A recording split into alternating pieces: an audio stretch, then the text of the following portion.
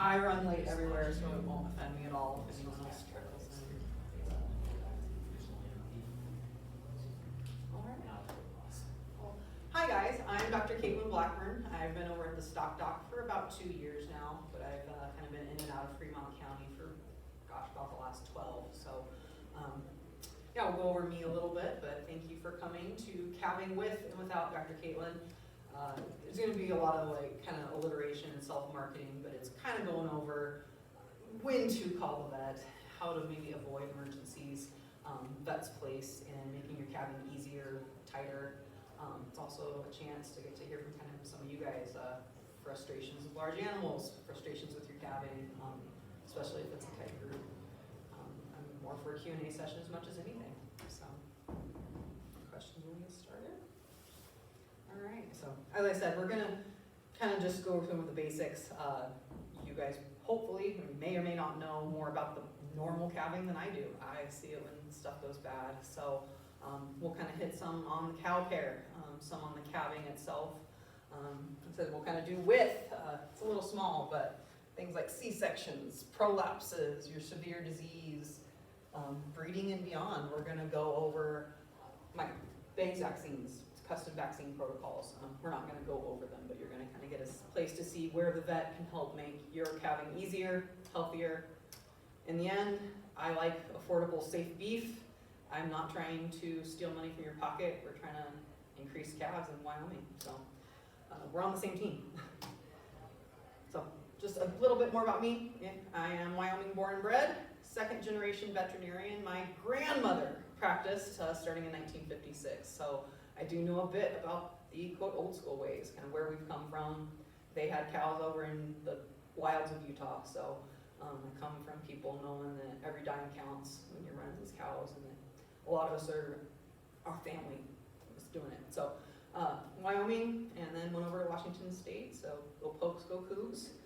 There's my furry family there, and the husband Brian. Part of why I'm here today, we know you can't ever get a hold of your large animal vet. So me and my teammates at Stock Dock, also the state government, they're trying to work on that. So I am working harder to be available, make things affordable, safe, healthy beef for us all. Quickly, this is a kind of we're already in the middle of calving season, so we're not really going to go over prep work too much, but I think this is where your guys' part. You know your cows. Try to know kind of when you're coming in, where you're going to calve, all those things. Know your skills. A lot of producers out here are very, very capable of pulling calves, doing things like that. So that kind of goes to know your vet. If you've got a good relationship with a vet in your area, be it me, be it you don't come from here, a vet, we are way more likely to know who can pull when someone calls, oh shoot, if it's your number on the phone, it's absolutely an emergency because they've already done A, B, and C. So part of that is legally for me to write your prescriptions, things like that. We have to have a valid veterinary client-patient relationship. So I encourage you to reach out to a vet of your choice before it's the middle of the night.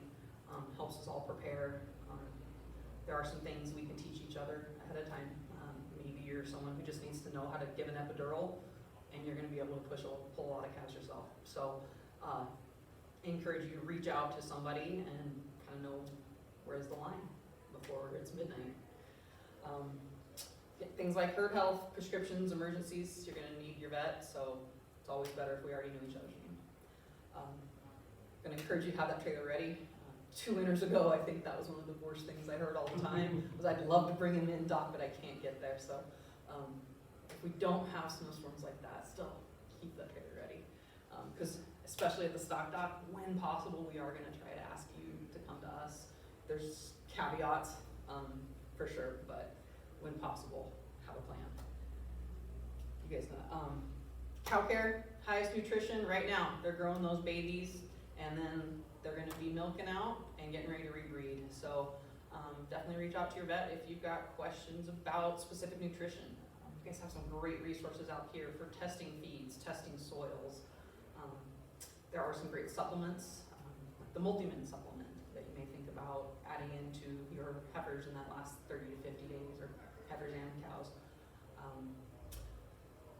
One of the things I maybe ask you guys, have been told if you can feed late in the morning, late at night, then you're gonna calve more often in the day. Thoughts on that? I agree. Okay, from the trenches. We tried that one year, feeding, and I think it was last year, feeding in the afternoons, tried cow in the morning. And I've never had cows tipped up in the ditch, and I had two that year do that. I was talking to a friend of mine, he said that's because cows normally grazing times in the morning during the first hours of daylight, and you shift that to the afternoon and evening, and instead of walking around and walking that off back to water road, they're laying down and they end up bloating. So we went back. Cow at night's not that big of a deal. And that's where I was saying, like, from the trenches, yeah. I think that's the big thing about know your cows, know your vet, because I would agree. I've heard both sides. A couple of producers I know, like, oh yeah, like we feed late at night for their second meal, and 80% go in the daytime. And then I've heard the opposite. So, You know, something needs to be thought about. Obviously, ditch bank disease is a little outside. And I'm not gonna argue with that, you know. I'm lucky I don't have any ditches where my personal cows are. I lost a cow yesterday in the ditch at the honor farm.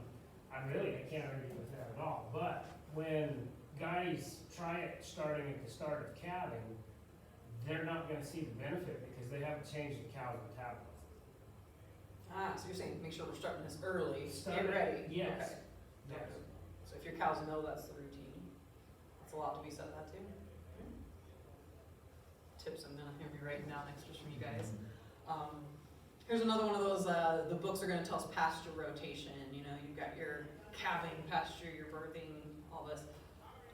If it works for you guys, if you've got the room, great. I was gonna say a lot of us, maybe we've got one area that we're calving out. So if you really find like I'd say a big thing is if you find like your scours getting worse and worse over years, that is an environment thing, and that might lead us to be having discussions about environment more. There's a lot of discourse about sick pens too, because then, okay, you get all the sick kids in one corner. Are they just gonna be sharing things that maybe your respiratory calf wasn't gonna have scours until you mixed them? So I think know your operation. The dairy industry is a lot more intensive about how they manage those calves and how they separate them. So I'd say that's one. If you have a lot of sicks, if you got questions, reach out to your vet, reach out to each other kind of too, and start seeing it. When in doubt, touch the healthy ones first and the sick ones last. Kind of easy things, but yeah, when possible. Because again, there's the textbook in the real world, and around here, calving pastures, yeah, not always would love you to. This multi-min was something I've had some of the producers I'm closer with really recommend as far as that trace mineral supplement. Of course, you've got lick tubs. If everybody's using it, I think that would be the thing with an injectable. You know everyone's getting a certain amount. If you had doubt that you should be using it, you can always do some blood testing, do some things like that. There are certain times of abortions or like fetal losses you're gonna be having. There are clues that we could have. Be like, yeah, we've really gotta add selenium onto your diet, guys. So again, if there's questions about supplements, there's some great guys at the feed store too. But I'm not here to sell multimin. I'm here for healthy calves. So I think that's at least when you call the vet, I'm not trying to sell one product or another. In fact, half the time I might not know a brand name. I might just know what we need to do. So that's another thing. We're gonna have to work close with the guys who order stuff in and see what you've got on the shelf, and then see what's the stuff I've got to order special. All right, well, now we're talking, getting right up into calving. When do you call Caitlin? Plus or minus vaginal prolapses. I do know some producers who are very skilled at getting these in and getting a couple stitches. But in general, a vaginal prolapse is probably going to happen right before, during calving. She's just been pushing. Fat cows will do it more. So you want that happy in between of a well-fed mom, but not too fat. You're going to have more dystocias with fat cows too. In general, a vaginal prolapse can be trailered somewhere. They're also not the worst thing in the world to do if your facilities are good enough that I feel safe enough, that kind of thing. Also, I would highly recommend calling if you are having a whole bunch of like preterm calves drop, so abortions, fetal losses. If you are having more than one or two, even if you're having one, this pre-calving I would recommend. You know, do we have something infectious going on? Trace. We can do testing, we can do necropsies. I would encourage it. If you were wanting to know kind of some pre-calving vaccines, I know there's a lot of different times we vaccinate. That is one thing we call and personalize together. We work with some really good vaccine companies at Zoetis who will sit down at your kitchen table. Like, okay, how many times a year do you run them through the chute? You don't want to do it once? Okay, here's what we should do. So in terms of preconditioning, pre-calving vaccines, you know, if you had a bunch of bad scours last year, do we need to add some vaccines to those moms right before they're dropping? So think about some of those things, give me a call for that. And then like I said, that facilities consult. If we have gotten to know each other and I know your place, I might know what I can and can't do at your place, how much time it takes to get there, if I can find it. So I highly encourage, call Caitlin.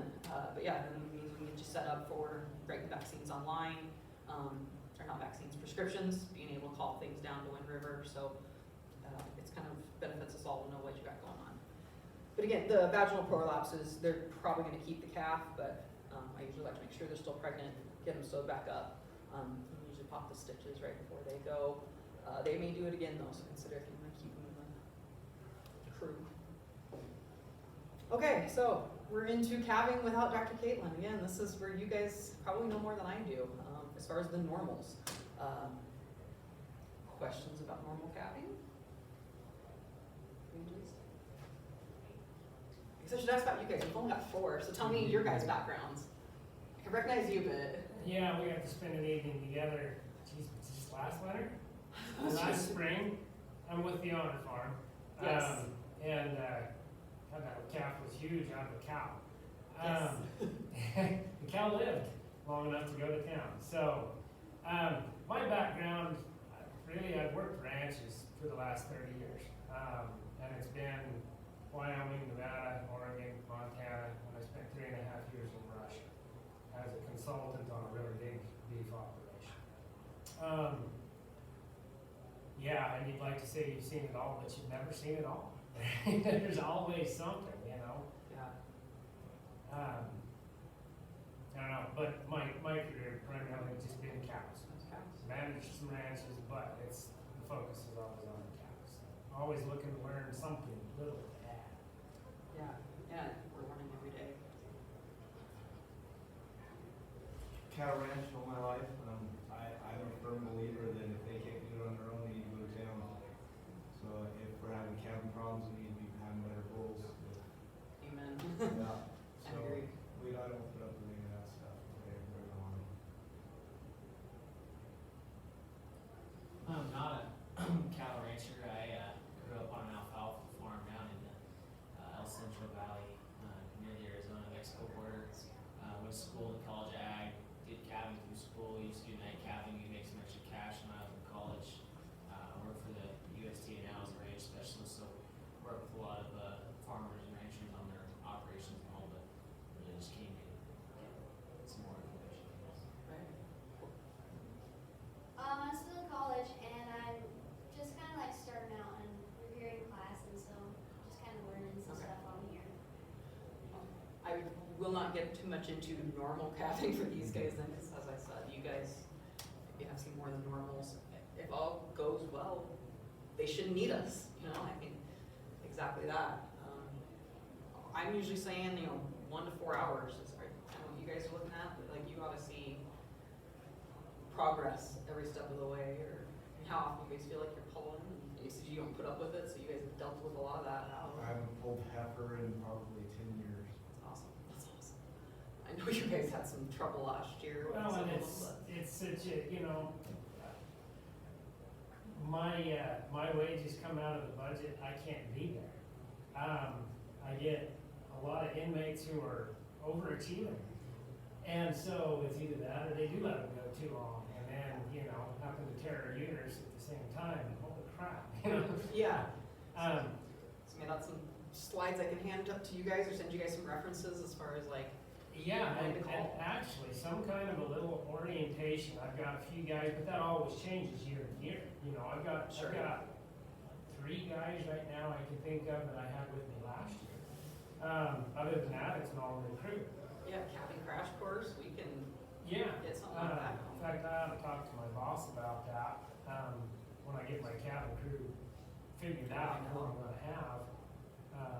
Yeah. Because this type of information would be really good. I've got a couple good websites, like some of the pictures I stole later on, might be great resources for You you bet. guys. So, awesome. So, agreed, if all goes well, this should progress pretty fast. Do you have specific questions about like calving normals? I don't wanna like cut you off of any information, but, I think the gray zone here, some of the time someone is gonna be calling me right away. A lot of great producers, just like we found out. A lot of you guys are able to figure out simple malpositions, manipulations. I think every cabin crew has some of their chains involved, a various resuscitation kit. Of course, knowing your anatomy, we'll go over some of that. You guys haven't had to pull in a long time, but some of the tips and tricks that you can figure out that we're gonna be doing if you have to call me. Epidural, I think a lot of producers I have no problem teaching you how to put in a sterile epidural. I don't feel like that is beyond like some surgical boundary that no one else can cross. So I've got no problem with a producer I know trying to make things a little easier for you, you know, and she just needs a little bit of help. So I say more than 1 hour without a calf checker if possible. Again, this is real world, sometimes you gotta sleep. My rule is kind of don't overdo it, please. Our rule with Amy is kind of 20 minutes, 2 men. Basically that if we have tried manipulations for over 20 minutes after an epidural is in place, we're not gonna get it. If you want the best option and the cheapest, go to C-section. So that would be my agreement. I would request please no tractors. I don't wanna step on the old school guy's toes, but broken pelvises and nerve damage and got these poor cows so swollen up. So surgeon's gonna cut, so I'm gonna say 20 minutes and 2 men, please no tractors. What's your guys' feel on, I guess specifically even, yeah, just. Oh, definitely. You know, I mean, an ounce of prevention is worth a pound of cure, you know? I mean, you're gonna have genetics, you're gonna have diet, you're gonna have exercise. That's hugely important, you know? I mean, if those cattle spent the winter in a walk, they don't have any muscles. Yeah.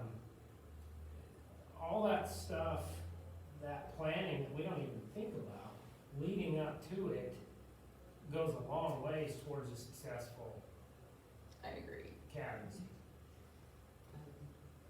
And if things are going normal, agreed, all of those things we should really be avoiding. This is specifically, I think a lot of good producers can handle a lot of these malpositions. It's not always the worst if they're coming out breech. They do need to come out quickly, but if they're positioned correctly, not the biggest deal. The big thing for me would say, if you're doing it a lot yourself, and I think you guys would agree, get comfortable with like what feels normal, because I think the times you are gonna be calling is, do you have a dead one in there? Do you have a mutant? Do you have something that's got arthroposis, and there's no way you're ever gonna straighten that leg out? So, the next slide's gonna go over that. I think that's what a lot of good producers know be able to feel in the anatomy, know what you're looking for, and if you don't, give me a call, kind of thing. The next one's probably gonna go better, I would say. Yeah, it really depends on if your calf is still alive or dead and how big it is, as far as how successful. Like, these all make them look so easy, like all you gotta do is just straighten that leg out. And good news for me is I got skinny arms and they're long, so I've got strong people behind me because I'm already wearing on my back, but yeah, pig producers love long-armed people too. So that being said, I can't hold a uterus up like big old boys can, so I do C-sections a little different, but that's also the 2 men, 20 minutes. I do not have the physical brute strength to muck around if I'm going to be doing surgery after you. So this is from that great website that has some pictures that I will get from the University of Tasmania, which down in Australia, but they do a lot of beef too. So it was just a really great reference with good pictures that I think you could break down, like what's going normal and when do you draw the line. So I really like their references because this is also from there. So the big thing when you're reaching in, is it a big front leg or a big back leg? Front leg's been twice, back leg's been once. It sounds funny, but it can be hard to feel when you're in there. questions there. I think you guys all know this. 2 chains before and after a joint will lead to way fewer broken legs and dislocations. Also a lot more secure. Try to loop behind the head and through the jaw when you can. The other big one that I make use of the most, I mean, you guys know this, but the calf's widest at the hips and the cow is widest going one way. So if you can rotate that calf, this talks about inching one leg forward and then the other, but when you're at a point when you want to twist that calf, crisscross your chains and have people pull in opposite directions while someone is turning. That is one way you can get a calf twisted in there and actually be able to get through a pelvis that might not quite work. I know I've got small hands, but in general, if I can't get a hand at least over a rump and in, I'm gonna cut. Like if it's just too big, it's just too big. And if it's just too big, we need to either get rid of her or talk about who the bull is. Agreed. I'm glad to hear people who are into the genetics. It sounds like just even on some of the veterinary internet boards, like, God, we do way fewer C-sections than we ever used to. So I think that must be doing something right. Yeah. I mean, it's too expensive not to. I mean, yeah. So, as I said, kind of when you're gonna call me, fetal dwarfism, or not, mutisms, malpositions, if you've messed around for more than 20 minutes. Dead calves can be really, really hard to get out, and I just as soon C-section them as fetotomy, which we need to remove them by pieces. Again, it's faster and safer for the cow. And then your prolapses. We're gonna get the good pictures of the uterine and rectal ones that you're definitely calling me. This is a sheep, kind of hard to see her rectal prolapse, and it's pretty minor, really. Cows are amazing creatures. Just pop those back in. There's a nasty uterine prolapse. One way you might notice the uterus, especially right after calving. You might see the inside of that placenta, or all those cotyledons, the connections all throughout the uterus. This is the one time I really do want to come to you. When possible, I will do everything I can to try to get that in there. They've got those giant uterine arteries that are stretched really tight, and they can be bleeding internally, we don't know. I have still had cows die. You pop that uterus back in and maybe something was bleeding. Maybe they kind of have a shock perfusion thing, but these cows are absolutely emergencies if you want to keep her. So, questions there? Big problems when you guys, how you had to call? Questions about to call. Okay. I was kind of just going to go over quickly. This gentleman knows quite well what it looks like to call the ER with Dr. Caitlin. Here at the Stock Doc, we are working very, very hard to have someone available that when you dial, you press the right buttons and you'll talk to one of us 3 vets. We are working hard to get another vet and we'll be mentoring that person through calving as well, because it is near and dear to our hearts to try to be more available. We know we've suffered a lot of changes, losses, and the big complaint is you can't get hold of a vet and need them. So we can call ahead. The sooner we can call ahead for things, and know you guys. But I'd say the going rate right now about $750 for an after hours, which they all are, ER C-sections. So I agree the cow's got to be worth that, and I think that's a big thing around here. I think there's a lot of calls I never get. Maybe you guys can tell me that. Like, I mean, it all depends on your herd. If 750 is worth for her and it or not. The price of cattle right now, yeah. Definitely. If she can get up. And I am doing what I can to try to not, prices have to go up every year. And I don't get to be in charge of the budget, but I am a huge advocate for guys. Like, we know this is people's livelihoods, not people's luxury here. So, doing what I can, because I do recognize the cost of vet care in calling or not. And so, yeah, I'm not trying to set you up for this either. In general, I said go for for an epidural. Can sedate her if I need to. A lot of cows will just stand there with a good line block and epidural. I really do think we've got great success rates if we get there quickly and go. Call me for down cows too. Sometimes it can be a phone consult. We give her a shot of this, shot of that.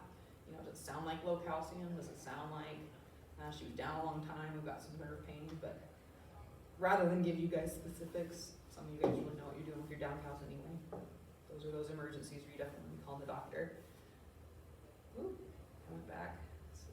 the good picture there. That's Dr. Amy. One reason I'm gonna have you call, again, for right now, we are mostly a team of women. When you come in, I know my chute, it has heat, it has light, it has power, it has water. All my gear's there. We can go mobile, but when in doubt, when I know I can get the job done there, we do usually fully scrub in and try to keep it as clean as we can.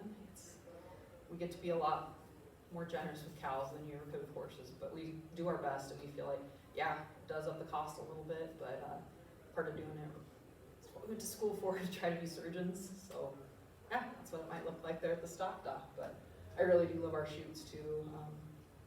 A big thing too, I mean, as I said, team of women, like I've got a couple of texts, there would be no way they'd drive out to the middle of nowhere with me in the middle of the night, you know, they wouldn't feel safe doing it.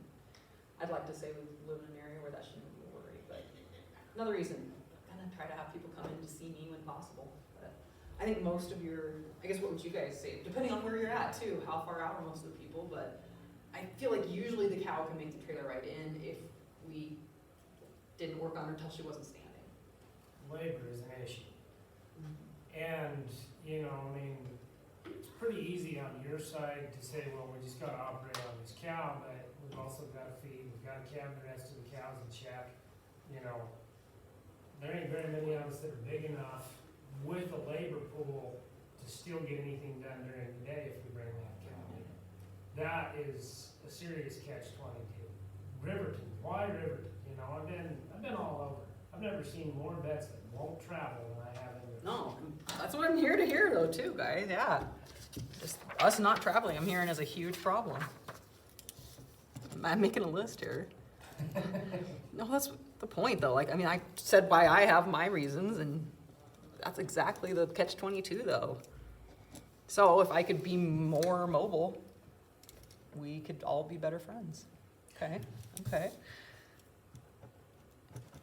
Not traveling, especially in calving.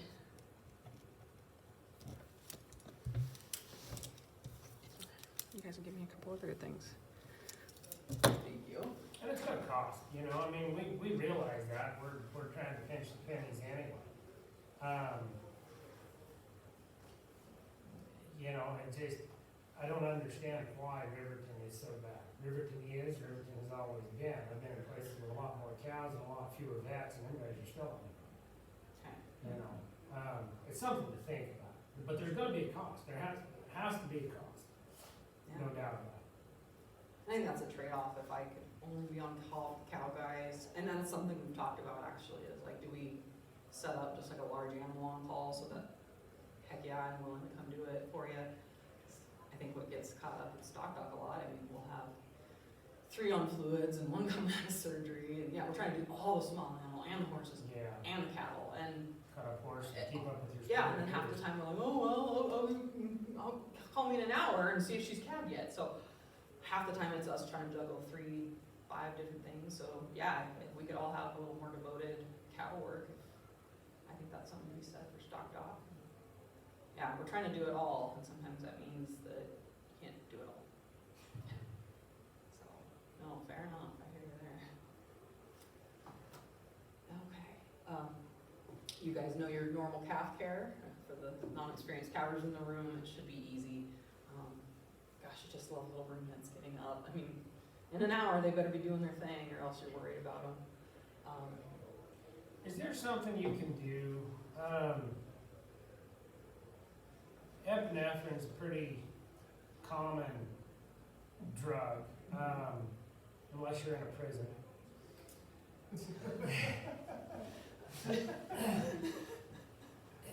What would stimulate those calves that aren't wanting to breathe short of epinephrine? So when I was in Russia, the vet introduced caffeine. There was an American vet that brought in caffeine. I was really amazed. Then those Russian vets took it and they got ugly. Anything that got weird, they were administering caffeine. And I watched the cow's heart blow out off of caffeine. I mean, so I'm pretty sure they wouldn't allow that in the prison either. Yeah. Is there something to hit and stimulate those calves that aren't wanting to breathe? Gosh, and then I'm also going what's approved in the US. Because in llamas in other countries, clenbuterol is, oh gosh, it's similar to albuterol, which is in a lot of our inhalers. And it is labeled for use in camelids and just does great with those little crias trying to pop out. But then you keep running into like, oh, but you're not allowed to use that. And I'm thinking like any kind of thing, like I'll have to do some research to find out what you guys would be allowed for specifically. Because I've also heard about some of the caffeine, kind of dose dependent, a little epi. Of course, everyone seems like dexamethasone gets into everything that's not quite going. But I do a lot of the big tickle in the nose with hay. There are these, we'll go to the next one, these little calf resuscitation kits. I don't know anybody who's really used them, or else I think they'd be more of a thing, but they do have some of the, like you can suction out and then force a breath in. Because I think sometimes that forcing that first breath would be that stimulation to then expel, like from the physiologic sense. So I guess then there's always, do you just go nose to mouth with them? I mean, I think for, any more days we say don't hang them. I think you might actually regurgitate a lot of stomach fluid, so I'm all about just stimulating them.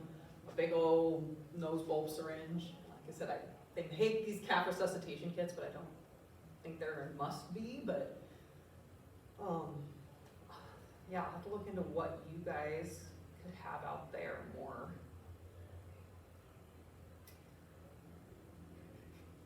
You have to, I'm sure you guys have naloxone out there, so I have to wonder if that actually would help a neonate at all.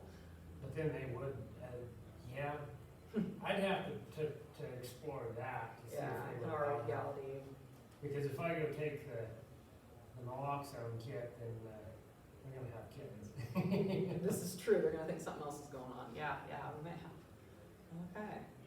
So you guys have some unique challenges. This makes it individualized medicine, so we like it.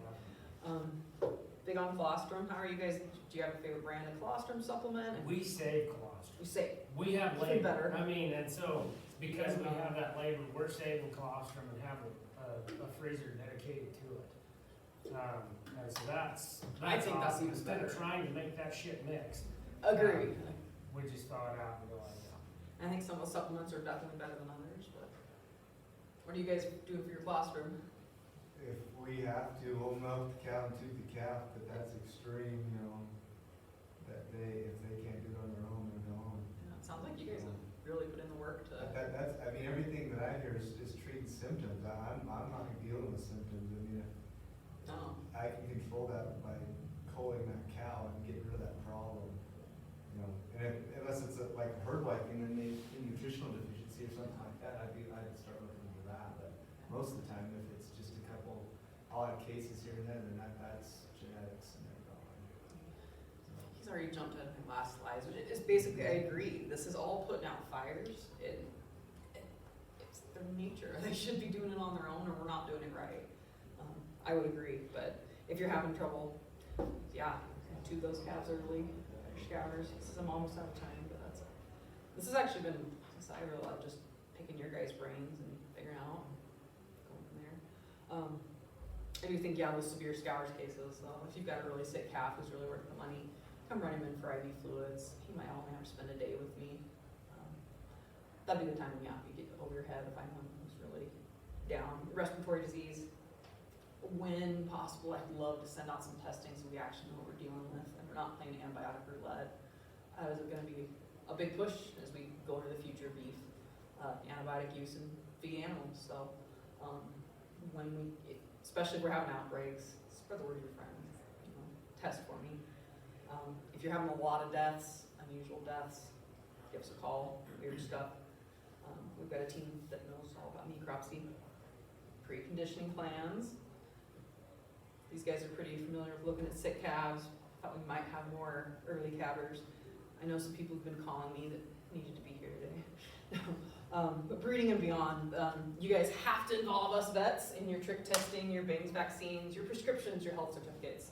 So call us early if we know how much work we're going to be doing for you, work we're going to be doing for you. We can plan ahead. We can be looking at all that. And you said a lot of producers, you don't necessarily need my help to pick a different bull, but that's my big thing. If we saw too much of each other at night, let's talk during the day this year and make a plan, because I'm here for healthier cows. As I said, if you do or don't like your vaccine company, if you wanna see what the latest research is, but also I think the latest research is one thing, and that's where I'm the key person. If I get to know you guys, you know, we can talk to them. Like, I think I was kind of notorious at vet school, because they'd be like, and you're gonna refer this, and here's the Wyoming girl's hand going, no, I'm not. Like, they're not gonna drive 8 hours with that cow. Like, no, it's not happening. We're not gonna do it with the dog. So, the more you guys are telling us exactly that, what can we do? National disease outbreaks. Please call us locals before you start panicking about things. If we're having a disease outbreak, our new state vet, Dr. Hallie Hazel, has been remarkable in staying up to date on new information, being really available to us. You know, if we've got to have the feds, God forbid, ever come out and do testing, you know, have the vet you know out there with you, having your back, making sure there's nothing, you know, with virology, immunology, all that stuff. So I'd say, yeah, I'd love to do genetics, stuff like that, but I'm gonna end up referring you to a lot of companies for genetics and yeah. Basically, yeah, if we had to see too much of each other at night, it's gonna be the weird things, like I said, sometimes too. There's always gonna be something that nature throws at us we've never seen before, but the more I already know you, then yeah. It's remarkable, just the range from the vet side. I'm specifically thinking of foaling people, just the range of what one breeder, owner, producer can handle versus another, and how when you know that person, like, oh gosh, when person A calls me, we're gonna be on the phone for 30 minutes, but I don't gotta put my shoes on yet. Or when person C calls me, like, oh shoot, like, the fact he's calling means we're already out the door. So, I'm from Cody, so not exactly from Riverton, but small town stuff was part of what drew me to being a vet too. So, just call us, or call a vet of your choice. If you don't like them, call another one. But it's, unfortunately, we want to have you guys not having to call 5 different people every night trying to see who picked up. So we're gonna work on that. All right, that was kind of my summary. A little bit of a branding, because I'm really trying to jump back into the cow stuff hard and heavy. This University of Tasmania website, what is normal and what is not? That was literally what it was, but they just had such a great breakdown. It's a great reference for you guys. Yeah, I will look that up, thank you. My neighbor and tech friend James Walker gave me all the cute calf pictures. I think this Merck vet manual is a great reference too. I think you guys can get a hold of that without the vet, so there's stuff like that. Yeah, I just asked my daughter to steal hers from the high school, so. Right? That's the giveaway though. Plus it's online, you know. Yeah, they've made it a lot more accessible. I'm all for no elitism in science. Like, put the information out there. It's all trade stories and stuff. Because exactly that. That's the way we actually figure out what works in the trenches. Because that White Castle is always going to have what the latest research is, and it's never going to work out in the field. Like, that's what I love and cuss about vet med. Is like, you're never bored. You know, when you're working with animals, and like, something's always going to go just a little different. Like you said, like, oh, well, they're all getting stuck in the ditch this year. What changed? So, all right. Thank you for being my very tight-knit audience. But no, you guys, literally, the USDA has given a grant, or not really a grant, but they know there's a food animal shortage. I was one of the recipients to, like, hey, we're gonna get you guys on a contract, incentivize that food animal. So I get credit for being here, but it is gonna help the large animal. You know, I get to report directly back to them. What's working, how much time am I spending with producers here? So if we wanna have our, whispers in someone's ear, Really? I appreciate you guys. More people would have counted. It's At least a few more. I don't really fear public speaking, but yeah, at lunchtime, I would have been out eating too. So. It's the only time I could get away. I appreciate you guys. thank you. No, I had almost a good time doing C-sections with you last year. I don't wish more upon you, but No, and just your expertise, put your level to just, I'm trying let to us sit back swing and the pendulum back there because the Caitlin, your name was? Bob. Bob. Thanks, Bob. We Yeah. appreciate